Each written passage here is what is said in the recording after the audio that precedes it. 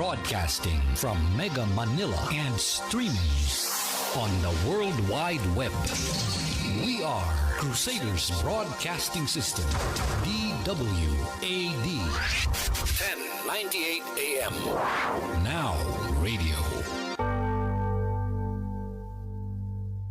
Up next on DWAD, JKRS with J. Martin. Ating makakausap si Police Lieutenant Colonel Mark Henry Garcia ng Antipolo Component City Police Station. Sir, magandang umaga po. Sir, magandang umaga po at sa inyong mga tagapakinig at taga-subaybay sa programang JKRS. Magandang umaga po, Sir Jay. Kumusta na ba, sir?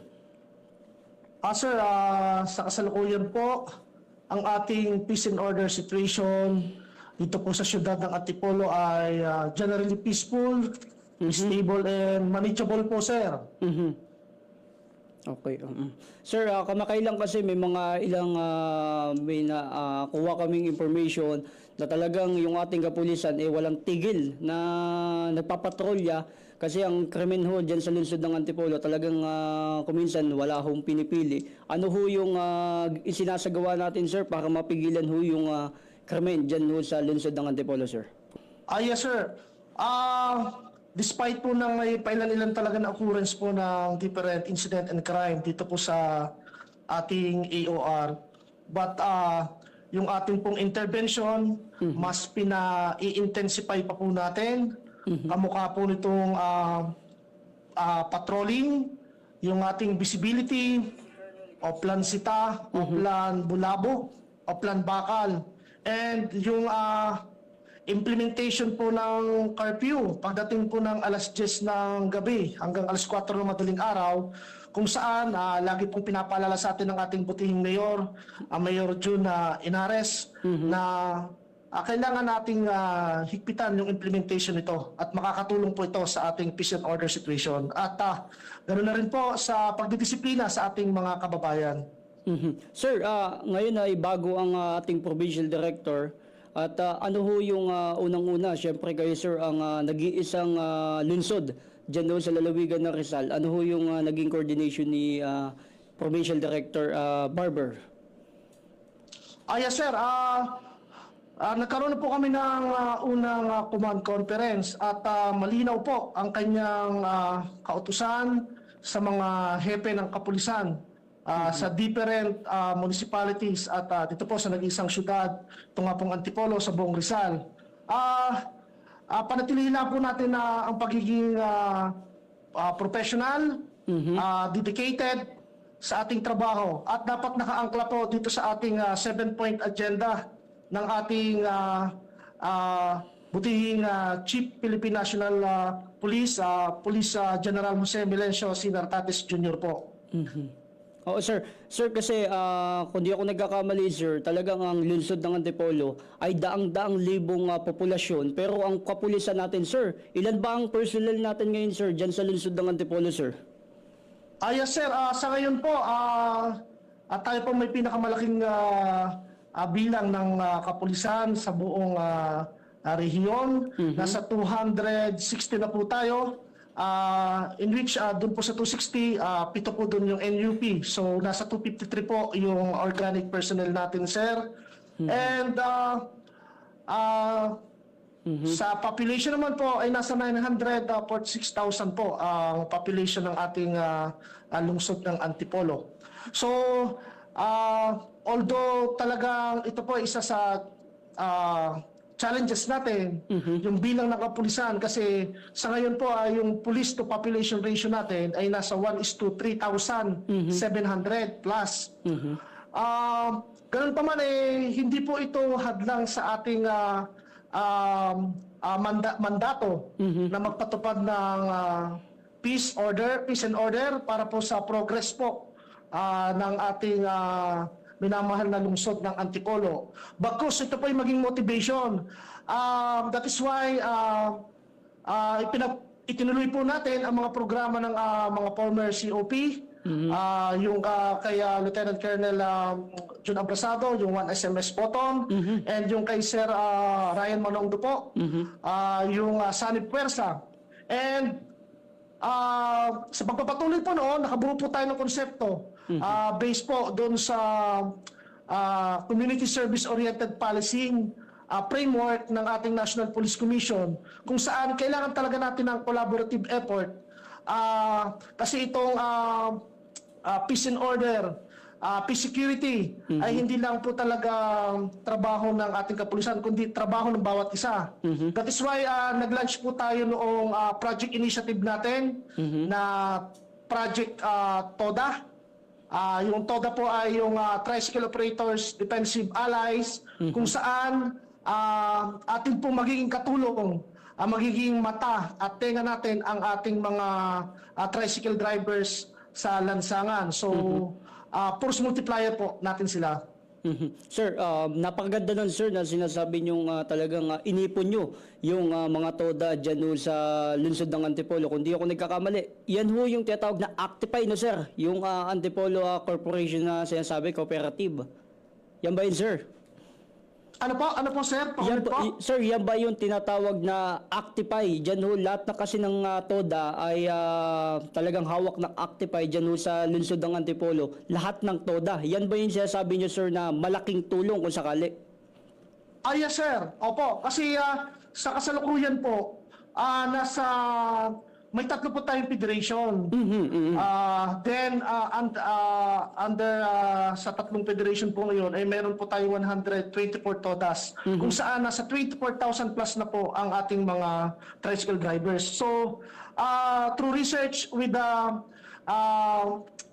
good work with our City Advisory Council, at ating PTRB and yung OPSS ng lungsod ng Antipolo, syempre po sa ating sa suporta po ng ating butihing Mayor Jun Inares, ito po through research and brainstorming and series of meetings ay ito po nakabuo po tayo ng konsepto at ang gandahan nga po ito ay na-launch po natin ito ng first week of February.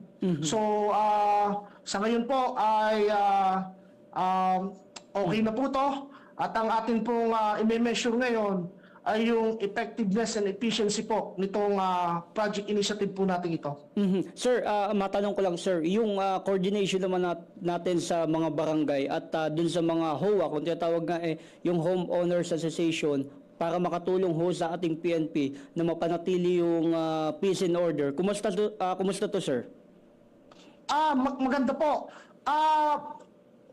Aside po dun sa mga initial meeting natin, yung pagkaupo po natin bilang OIC po ng Antipolo Component City Police Station, marami na po tayong na-attendan na mga meetings with regard po dun sa concern po ng ating homeowners. At minsan na pumunta rin po sa ating opisina para maipaabot yung kanilang mga concern in terms of security sa kanilang nasasakupan na villages, subdivisions. So, tuloy-tuloy po yun sir. And kagandahan po nito, nakakapasok na po tayo sa lahat ng villages and subdivisions po sa Antipolo. Yun naman po ang ating kahilingan sa kanila na pahintulutan tayo na makapasok para maging part din po yon ng ating police operations. Yun nga po yung patrolling at saka makausap yung ating mga designated security guards doon, yung head ng security agency, head of HOA, para mas malaman natin direkta po yung kanilang mga concern at ma-actionan po natin ng appropriate. Sir, napakaganda at napakalaking tulong. Kung minsan talaga ay itong mga HOA natin ay talaga napakahigpit at nakikipagtulungan sa ating kapulisan dyan sa lungsod ng Antipolo. Sir, kung di ako nagkakamali, malapit na ho yung special election. Yung gun ban natin, sir, kailan ba magsisimula? Yes sir, yung atin pong gun ban, mag-effect po ito ng February 12. Kasabay po ng ating activation po ng ating COMELEC checkpoint po sir. Sa 8 barangay lang po. Kung yung 8 barangay po ngayon, ay yung sakop po ng 2nd District, Legislative District of Antipolo City. Specifically po yung Barangay Kalawis, Barangay Kupang, Barangay Dalig, Barangay Inarawan, Barangay San Jose, Barangay San Juan, Barangay San Luis, and yung pong Barangay San Roque, sir. Talagang napakalaki nito, sir. Talagang ngayon, sir, ay masasabi natin na talagang handa na yung ating kapulisan dyan sa lungsod ng Antipolo. Sir, paano naman yung mga magmamatigas na hindi sumunod, na talagang magdadala pa rin? Ano yung magiging mensahe nyo, sir? Ayun po, unang-una po, makikita mo natin sa inalagay po natin na COMELEC checkpoint signages sa different areas po. Ang nakalagay po doon talaga, please bear with us and thank you for your cooperation. So, talaga napakahalaga po ng kooperasyon. And sa mga lalabag po sa ating COMELEC checkpoint, lalo po dyan sa Ganban, ipapatupad po natin ang nararapat. Kung makitaan po sila, for instance, makitaan po sila ng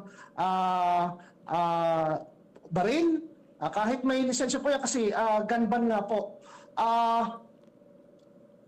makakasuhan po sila ng criminal charges.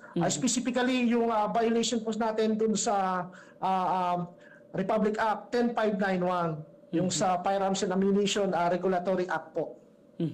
Talagang nakita ho namin. Ngayon pa lang, sir, talagang handa na yung ating kapulisan dyan ho sa lungsod ng Antipolo. Sir, mensahe nyo ho sa ating mga tiga-Antipolo na nakikinig po ngayong oras na ito. Yes, sir.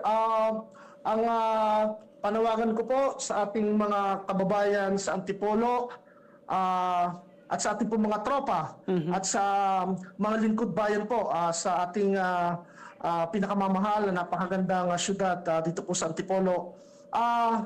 Collaborative effort lang po and collaborative work. Magkaisa po tayo, magtulungan. Kasi talagang gaya po ng sabi ko, ang peace and order ay hindi lang po trabaho ng ating kapulisan. Ito po ay responsibilidad ng bawat isa. So, kailangan po talaga natin ay ng pagkakaisa. Kung sa ating mga kababayan, kung may mga nakikita or naririnig kayo na kahinahinala, huwag po tayong magdalawang isip na lumapit sa ating otoridad, sa mga barangay officials, sa ating kapulisan, para ma-actionan po natin ng tama. Gaya nga po doon sa JKRS, ang nakalagay nga po doon doon sa ARNA, responsibilidad. So, ito po is everybody responsibility. So, kailangan talaga nating magkaisa po, sir. Salamat, sir. Maraming salamat, Police Lieutenant Colonel Mark Henry Garcia ng Antipolo Component City Police Station. Sir, maraming salamat sa oras. Sir, maraming salamat din po. God bless us all po. At pasensya po kayo kanina at medyo humihina po yung dating. Sir, God bless us all po. At more power po and more good public service sa mga susunod pa pong araw, sir. Sir, salamat. Mabuhay po kayo. Mabuhay po kayo, sir. Ayun at ating napakinggan ang kasalukuyang hepe ng Antipolo City Component Police Station. Alam niyo ho, napakaganda ho ng sinasabi ni Colonel kanina ho na patuloy yung kanilang coordination sa barangay, gayon din ho sa HOA o yung tinatawag na Home Owners Association. Kung minsan ho talagang yung community yung dapat makipagtulungan para ho mapanatili yung ating peace and order. Alam niyo naman ho walang pinipili yung paggawa ng krimen, pero yung ating kapulisan oras-oras talagang nandyan. Pag sinabing Antipolo, talagang agresibo yung ating kapulisan na walang sawang naglilibot. Nakaraan ho, meron ho tayong nailabas na nag-trending. Ito hong yung nag-aaway sa gitnang kalsada na talagang wala pa hong 5 minuto, nandyan na ho yung ating kapulisan, maging ho yung mga barangay tanod na bago pa man ho magkaroon ng sabihin na natin na dumanak yung dugo, talagang naalalayan o napigilan. Ayun, sa mga nais magpadala ng mensahe, nakabukas ang aming text line 0927-634-3005.